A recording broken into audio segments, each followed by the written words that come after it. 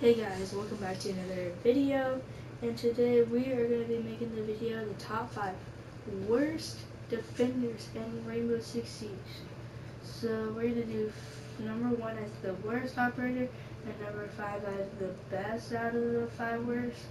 So at my number 5 spot, I have Capiteo. So Capiteo, he is pretty good with loadout. He has a pair of 308. It does 48 damage to the body, has a fire rate of 650, it's a really slow fire rate. Then we have a M249 light machine gun, which is literally the same thing. And then he has the PRBR2 with a claymore.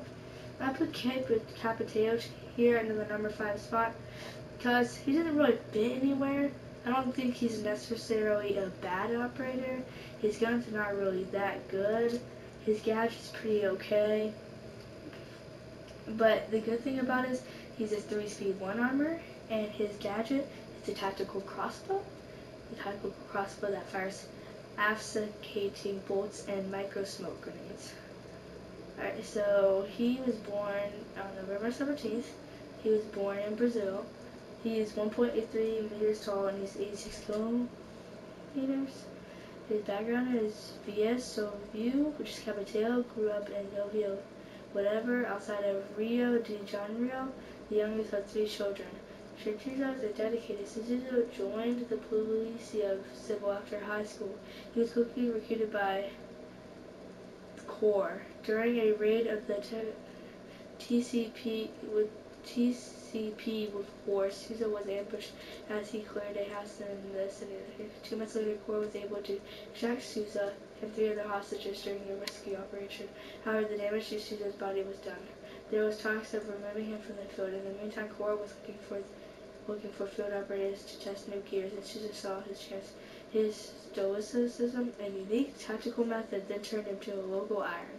That's when Bob made him an offer, seeing in him their unit's spirit. Victory over death. Sousa would not turn them down. He meant working in the favela where his gear would lessen casualties.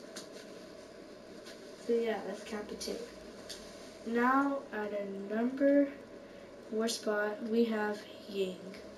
So I think Ying is pretty okay operator. I met her T95 loss, the machine gun.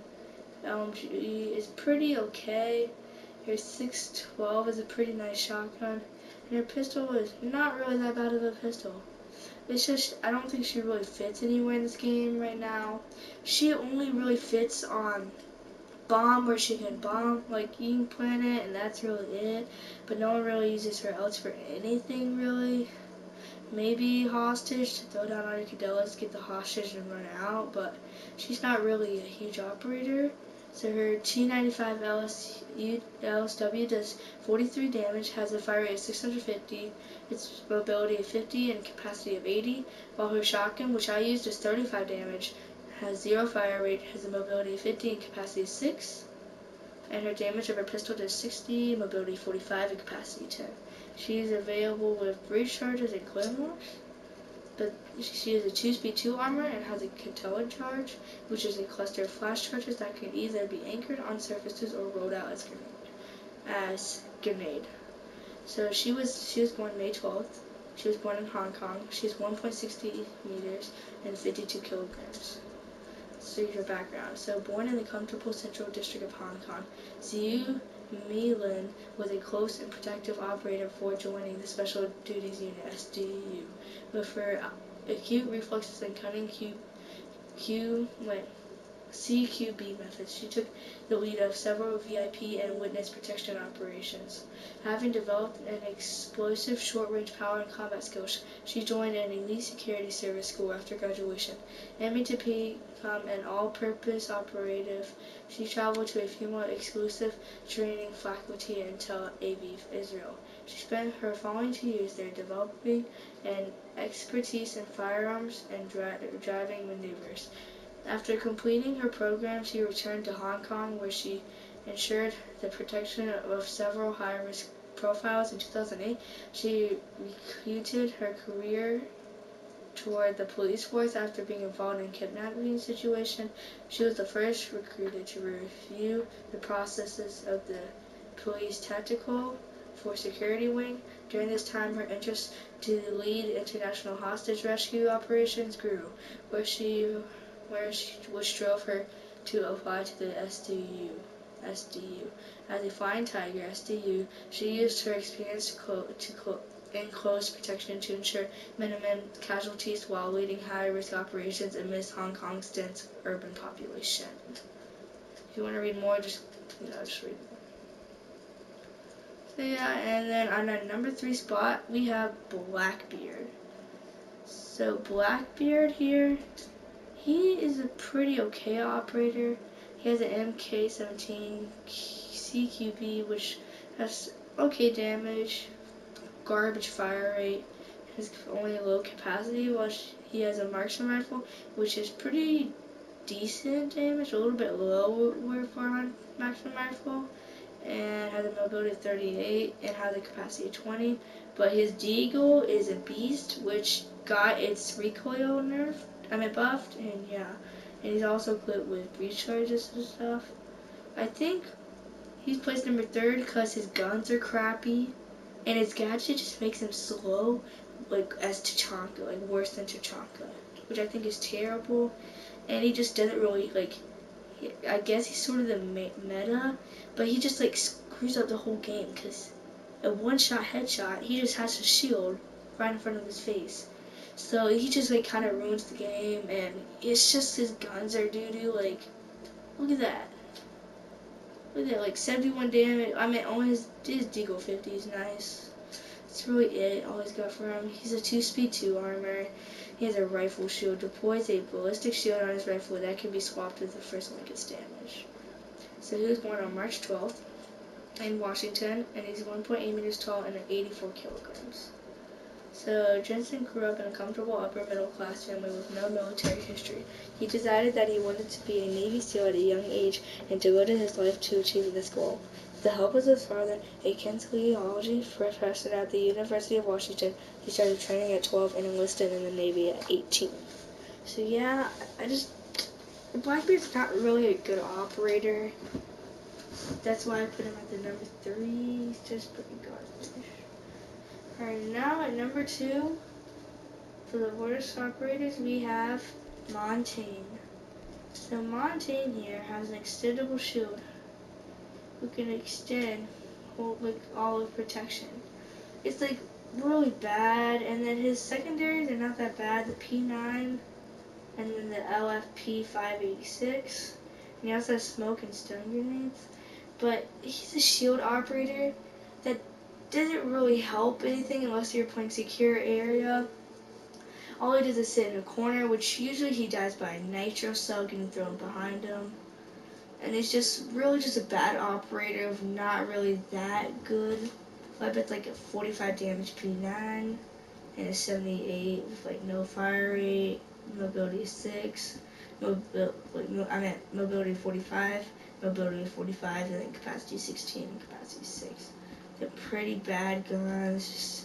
He doesn't really have a good loadout. He's a 3 armor. He's so slow. Yeah, we're gonna go watch his operator video. There's none others had operators videos. So yeah, 3, 2, 1.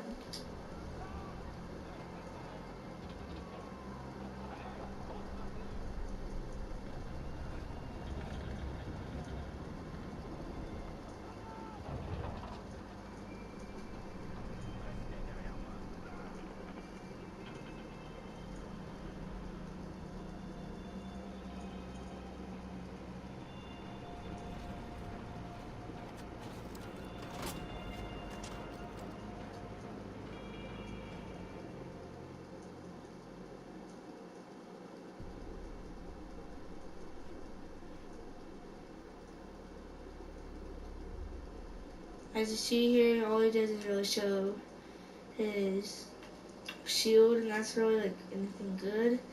So he's 1.90 meters tall. He's 90 kilograms.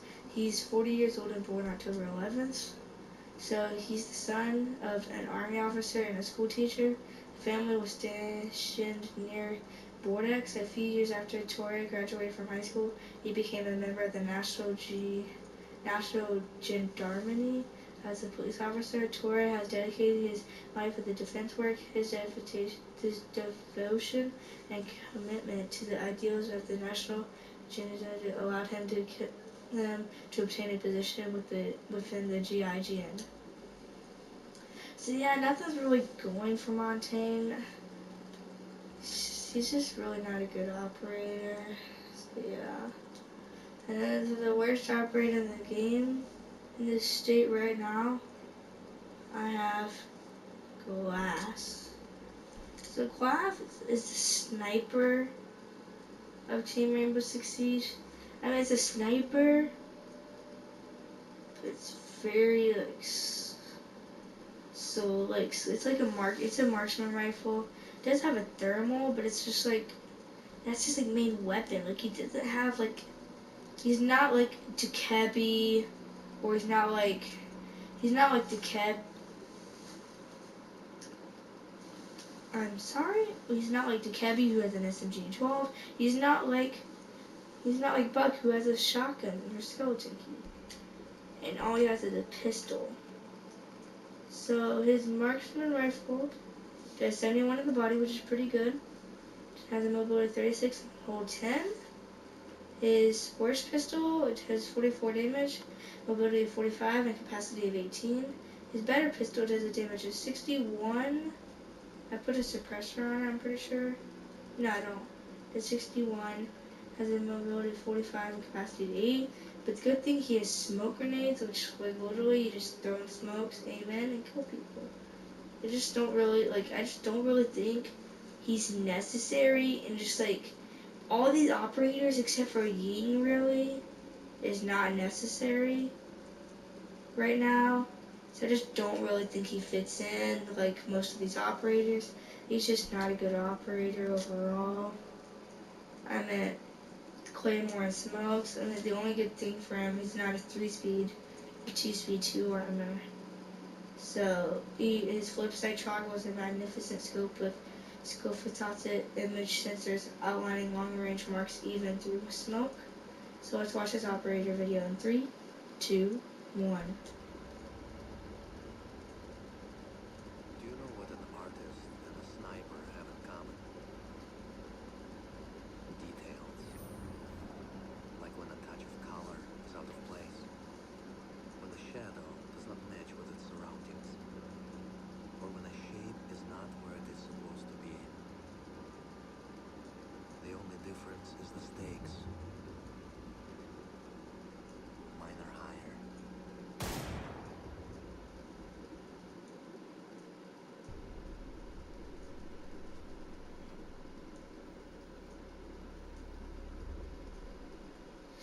Actually, his stakes aren't higher, because literally, he's doo-doo.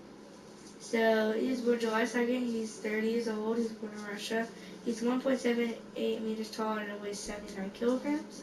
So he was born and raised in Belchatoshtik, where his father worked in the shipping industry. Lazar studied art in secondary school until the British school hostage crisis inspired him to transfer to the Cadet Crops and pursue a career in the armed forces.